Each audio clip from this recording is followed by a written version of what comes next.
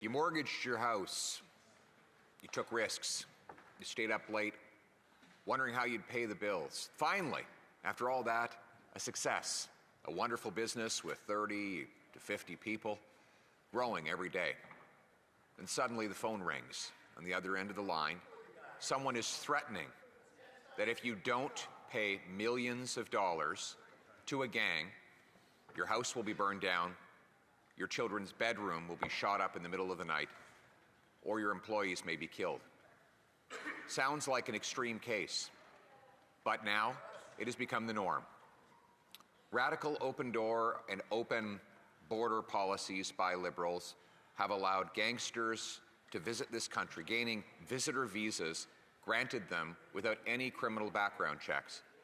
Catch and release laws passed by this Liberal government under C5, which lower the jail sentence for extortion with a gun, have caused the extortion crisis across this country. To put it in perspective, since this Liberal government took office, extortion is up 330%.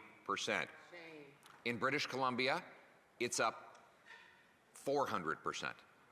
In the Lower Mainland, it's up 500%. Countless families have received those threatening phone calls. Just the other day, I met with the sons of a lifelong successful businessman who was mercilessly killed by gangsters without any provocation. People are living in terror in places like Surrey, Northeast Calgary, parts of Edmonton, Brampton, Windsor, and elsewhere. Over the weekend, I attended events at numerous businesses where literally dozens of people have told me they have personally received the threatening phone calls.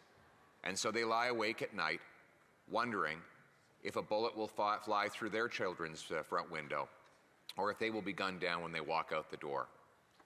This crisis was entirely avoidable, but Liberal policies have provoked it. They have released the extortionists into the streets with lower prison sentences. They have brought foreign gangsters and criminals to our shores by granting visitor visas and opening up our country to terror. After much pressure from Conservatives, they finally agreed to ban the Bishnoi group, but too late.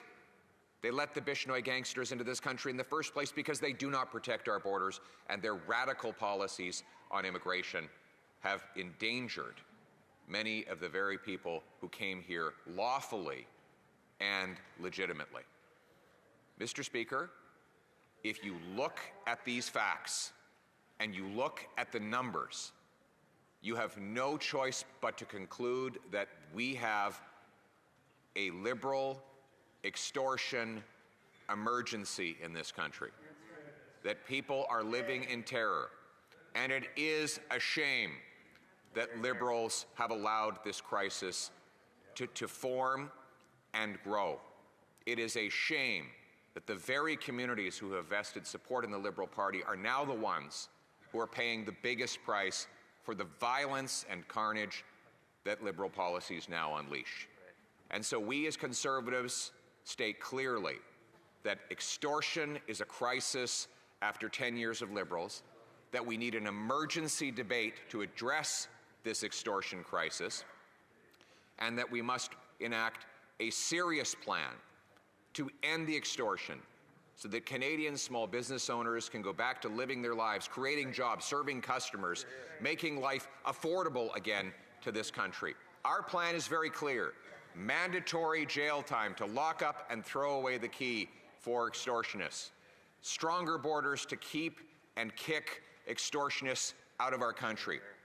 And a clear self-defense law so that people can protect themselves in their homes when invaded by extortionists or other burglars. Mr. Speaker, this is an emergency. We have the answer. Let us restore safety, tranquility, and peace to our streets.